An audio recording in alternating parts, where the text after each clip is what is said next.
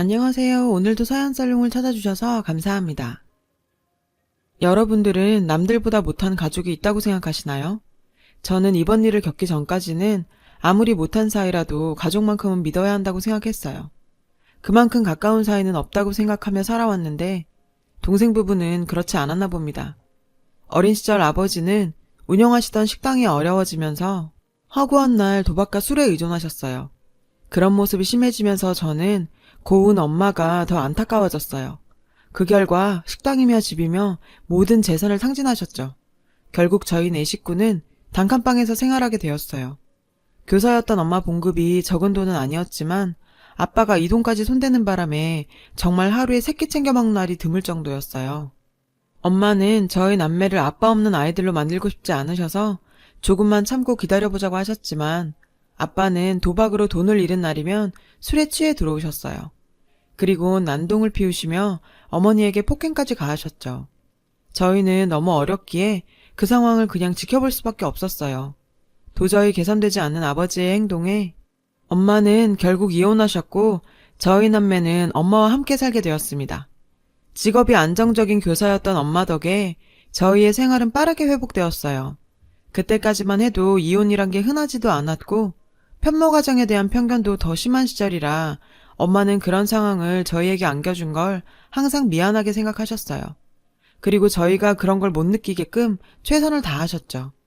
엄마의 헌신 덕에 저희 남매는 부족함 없이 자랄 수 있었던 터라 그걸 아는 저는 남들보다 일찍 철이 들 수밖에 없었어요. 하지만 세상 일 다 내 맘 같지는 않다고 하죠. 저보다 3살 어린 남동생은 어찌나 아버지의 모습을 빼다박은 건지 여기저기서 사고치고 다니는 통에 엄마가 학교에 불려가는 일이 다반사였어요. 동생은 우리 집 유일한 남잔데 하나밖에 없는 동생이 참 야속하기도 했지만 저는 세상에 하나밖에 없는 피부치인 동생을 아버지 같은 삶을 살게 할 수는 없었어요. 동생을 올바른 길로 인도하려고 노력했습니다.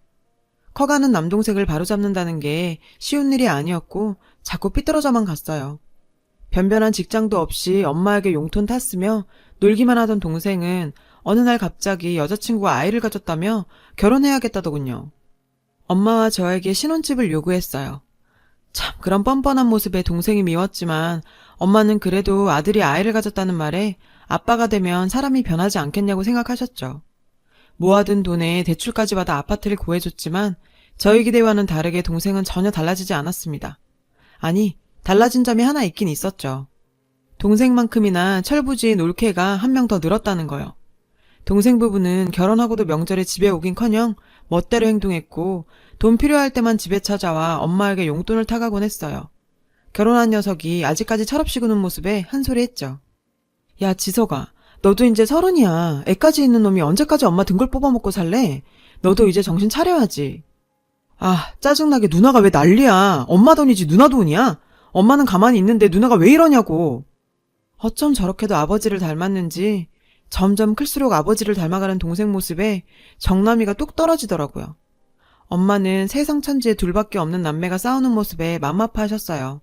왜 이리 싸우느냐며 달래기도 하셨어요. 지영아, 네가 이해 좀 해라. 저 녀석이 저렇게 된 것도 다 내 탓인 것만 같아서 미안하구나. 조금만 더 지켜보자. 지석이도 언젠가는. 엄마는 저희를 위해 그렇게 헌신하시고도 부모의 이혼으로 저희가 받았을 상처에 대한 미안함이 아직도 남아있었고 제가 해드릴 수 있는 것이라고는 엄마를 이해해드리는 것밖에 없었어요. 저는 어린 시절 아버지에 대한 트라우마가 있어서 그런지 결혼에 대한 막연한 두려움이 있었어요. 그러다 보니 시간이 흐르고 자연스럽게 35살이 되도록 결혼도 하지 않고 있었죠. 엄마와 함께 살고 있었는데 평생 결혼하지 않고 살 거라고 생각했던 저에게도 사랑이 찾아오긴 하더라고요. 스스로 비혼주의라 위안 삼으며 살고 있었던 어느 날 그를 만나게 되었어요. 친구가 남편의 아는 동생이라며 그를 소개해 주더라고요. 저보다 2살 어렸던 그는 친구의 말대로 착한 남자의 끝판왕이었어요. 모든 행동에 배려가 넘쳤고 제가 부담스럽지 않게 대해줬어요. 나이는 어렸지만 저보다 훨씬 정신적으로 성숙한 남자였어요. 이런 남자라면 결혼이란 것도 해보고 싶다는 생각을 처음 하게 되었죠. 그와의 만남은 항상 즐거웠지만 만남이 깊어질수록 제 고민도 깊어져만 갔어요. 결혼하게 된다면 건설사에 다니고 있던 그의 직업 특성상 2, 3년마다 현장을 옮겨야 해서 이사를 다녀야만 했고 엄마를 홀로 둘 수밖에 없는 상황이었어요. 엄마가 얼마나 외로움을 많이 타는지 잘 아는 저는 선뜻 그와의 결혼을 선택하지 못하고 있었어요. 그러다 동생으로부터 뜻밖의 전화를 받게 되었죠. 동생은 지금부터 엄마를 본인이 모시는 게 어떻겠냐는 제안을 했는데, 누나, 결혼하면 내가 엄마 모실게. 엄마 혼자 살게 둘 순 없잖아. 엄마 안 그래도 외로움 많이 타는데. 참, 세상엔 놀랄 일이었어요. 엄마 말대로 드디어 동생이 철든 건가요? 마냥 철부지로만 보이던 동생이 제가 결혼하게 될지도 모른다는 소식에 선뜻 본인이 엄마를 모시겠다며 나서더라고요. 이게 앞으로 일어날 기가 막힌 일들의 시작인지 꿈에도 생각하지 못한 채 그저 동생도 나이를 먹으니 드디어 인간이 되었다고만 생각했어요. 엄마도 이제야 마음이 놓인다며 제 결혼과 동생의 변화에 내가 할 일 다 했다며 얼마 남지 않은 교직 생활도 잘 마무리할 수 있겠다며 좋아하셨죠. 덩달아 제 큰 고민도 함께 해결되었어요. 동생 부부 덕에 제 결혼은 빠르게 진행되었습니다. 그해 겨울 많은 사람들의 축복 속에 결혼하게 되었어요. 얼마 지나지 않아 창원 현장으로 발령이 난 남편과 함께 창원에서 신혼살림을 차리게 되었어요. 간호사였던 저도 얼마 지나지 않아 새로운 직장을 구하게 되었죠. 신혼생활을 만끽하는 중 저희 부부에게도 큰 선물이 찾아왔고 예쁜 딸 시우를 낳게 되었습니다. 그 사이 엄마는 37년간의 교직 생활을 마무리하시고 은퇴하셨어요. 저는 이제서야 걱정 하나 없이 지낼 수 있겠구나 생각했어요. 아니, 그렇게 착각했었죠. 동생네 부부와 함께 살게 된 엄마는 처음에는 지석이 덕을 다 본다며 좋아하시고 그 생활에 만족하셨어요. 저도 새로운 터전에서 적응과 임신 등으로 바쁜 나날을 보내다 보니 자연스럽게 친정에 대한 관심은 예전보다 줄어들었어요. 엄마와 연락하면서 안부 정도 묻곤 했어요. 그런데 날이 갈수록 엄마의 목소리에 힘이 없어지는 거예요. 무슨 일이 있나 걱정이 된 저는 동생에게 전화를 했죠. 지석아, 혹시 엄마한테 무슨 일 있어? 요즘 목소리가 기운이 없어 보여서. 아무 일 없어. 그리고 결혼하고 엄마 우리한테 맡겼으면 너무 간섭 안 했으면 좋겠어. 동생의 말에 순간 멍해졌는데 사실 저도 말할 자격이 없었죠. 지방에 살고 바쁘다는 핑계로 엄마를 본 지도 한참 된 제가 할 말도 아니었죠. 그 길로 저는 월차를 내고 시우와 함께 엄마를 만나러 서울로 가게 되었어요. 형님, 연락도 없이 웬일이세요? 이렇게 갑자기 오시면... 미안해요, 올케. 내가 엄마 목소리가 너무 안 좋아서 걱정이 돼서 다음부터는 꼭 연락하고 올게. 급하게 올라오다 보니 간단히 연락하는 것조차 깜빡했어요. 갑자기 등장한 저의 올케는 당황한 듯 했어요. 밖에서 들리는 소리에 엄마는 거실로 나오셨는데 아무리 일하던 사람이 은퇴하면 확 늙는다지만 못 본 몇 개월 사이에 엄마는 염색도 안 하시는지 머리는 희끗희끗. 불과 얼마 전까지 교단에 서신 분의 모습이라고 생각하기 어려울 정도로 나이가 들어 보이는 모습에 정말 쏟아져 나오는 눈물을 참아냈는데 저는 이때까지만 해도 흔히 은퇴 후 겪는 무력감에서 오는 노화 정도라고 생각했었어요. 오랜만에 만난 엄마는 뭔가 기가 죽어 보이는 모습이었는데 엄마와 이야기하는 내내 올케는 옆에서 어슬렁대면서 저와 엄마를 감시하는 듯한 기분이 들었어요. 그리고 처음 왔을 때부터 신경이 쓰이던 게 하나 있었는데 거실에 놓여있던 명품 핸드백에서 휴대폰을 꺼내던 올케의 모습이었어요. 분명히 저희 남편이 엄마 명예퇴직하실 때 큰맘 먹고 사드린 건데 왜 그걸 올케가 쓰고 있는 건지 만에 하나 다른 가방일 수도 있다는 생각에 엄마에게 슬쩍 물어봤는데요. 엄마, 혹시 저번에 사준 핸드백 잘 쓰고 있어? 박서방이 사준 그거 어딨어? 잘 쓰고 있지. 어딨더라? 엄마는 당황한 듯 말을 더듬었는데 뭔가 이상하다고 생각이 들었죠. 엄마, 혹시 거실에 있는 핸드백 그거야? 그거 올케가 쓰고 들고 다니는 거야? 왜? 그거 맞긴 한데 애기가 모임 나갈 때 잠깐 쓴다고 빌려갔는데. 올케는 중요한 모임이라고 엄마의 명품백을 빌리고서는 몇 개월째 돌려주지 않고 있다고 했고 바보 같은 엄마는 돌려달라는 소리도 못하고 있었죠. 올케, 혹시 그 가방 우리 엄마 거야? 빌려갔으면 돌려줘야지 말을 안 한다고 계속 쓰고 있으면 어떡해? 올케는 뭔가 훔쳐먹다가 걸린 사람처럼 당황하더니 오히려 적반하장의 태도를 보이며 핸드백을 내동댕이 치고 방문을 쾅 닫으면서 들어가 버렸는데요. 형님, 제가 뭐 훔치기라도 했어요?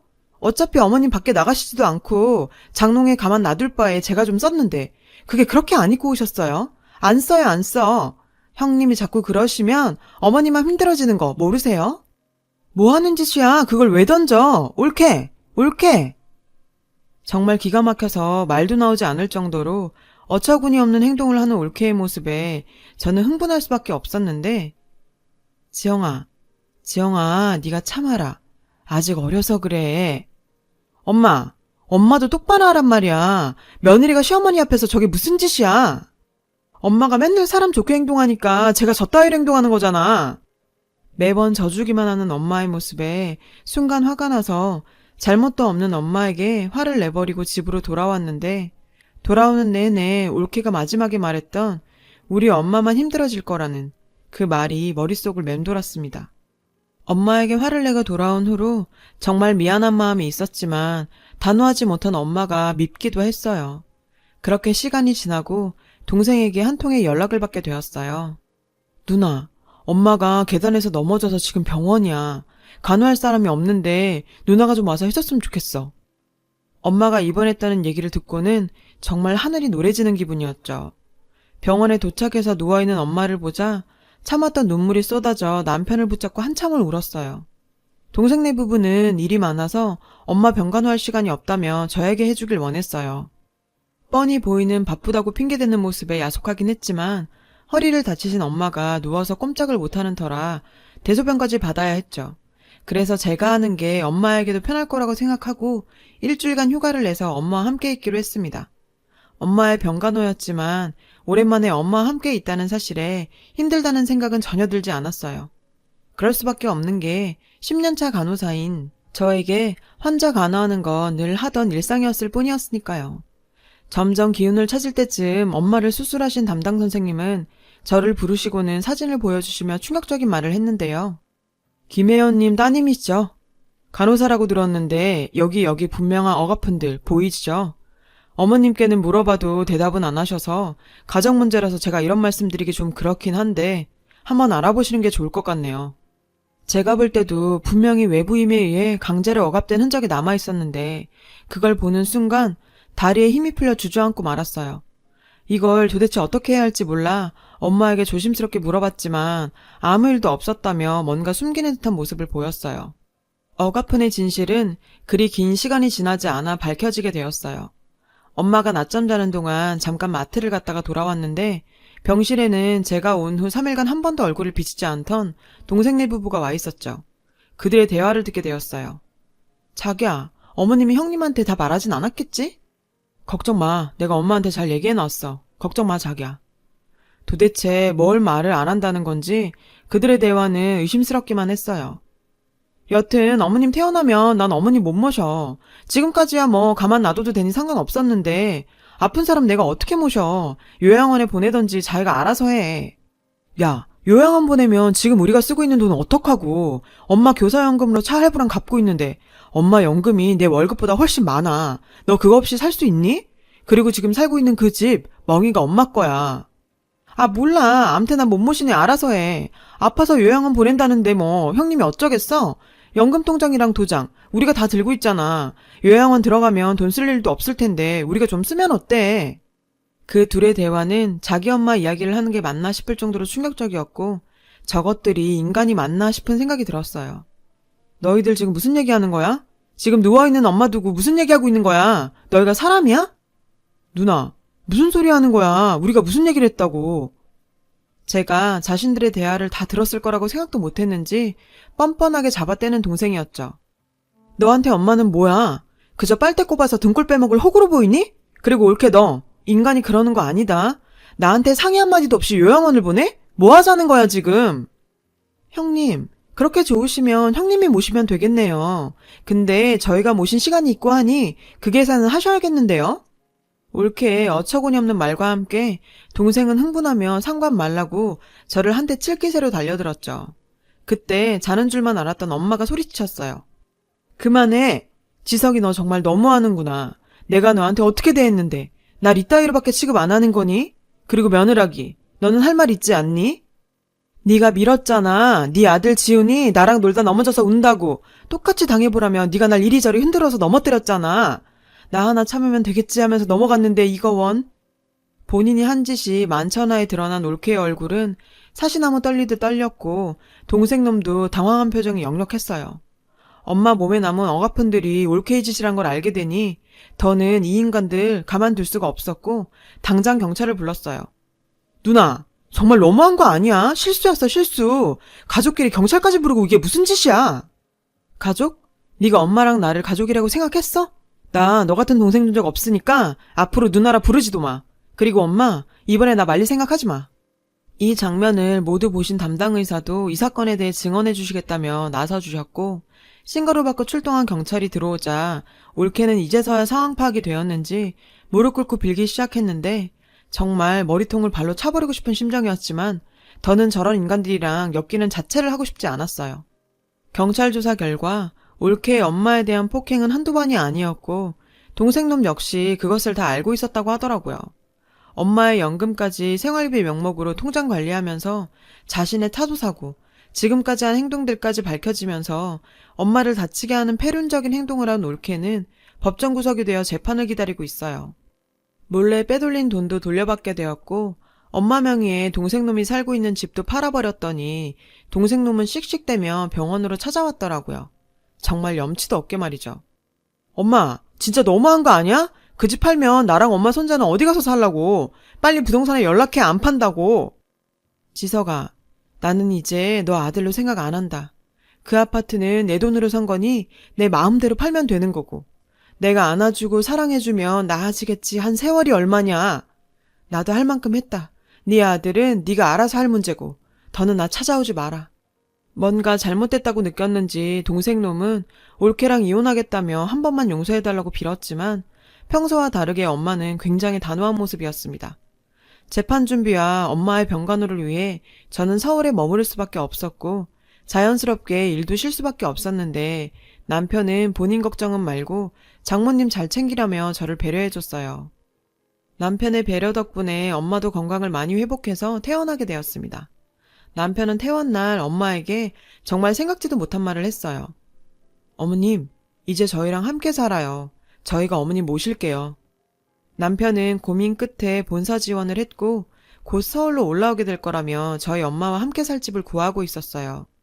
엄마의 거취를 걱정하던 제 모습에 너무 당연한 일이니 고마워하거나 미안해하지 말라며 오히려 지금까지 신경 못 쓴 자신이 미안하다고 하더라고요.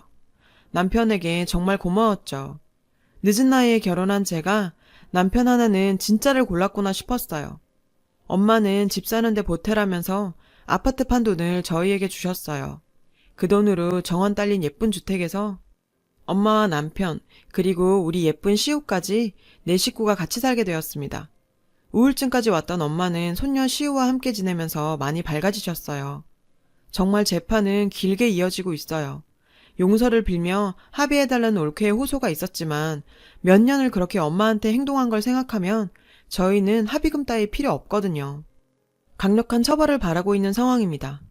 동생놈 역시 용서해달라고 빌고 있지만 그런 모습조차 불쌍해 보이지도 않았어요. 가족 간에도 지켜야 할 선이란 게 있는 거 아닌가요? 넘지 말아야 할 그 선을 동생 내외가 넘은 거죠. 어른이니 그 책임을 지길 바랍니다. 더 단호하지 못한 엄마를 원망도 했지만 자식을 생각하는 마음을 생각하면 이해가 가는 부분도 많네요. 엄마, 항상 고마워요. 우리 더 행복하게 살아요. 여러분, 사연 댓글에 응원과 현명한 조언 부탁드려요. 좋아요와 구독은 저에게 큰 힘이 됩니다. 오늘도 좋은 일 가득하세요.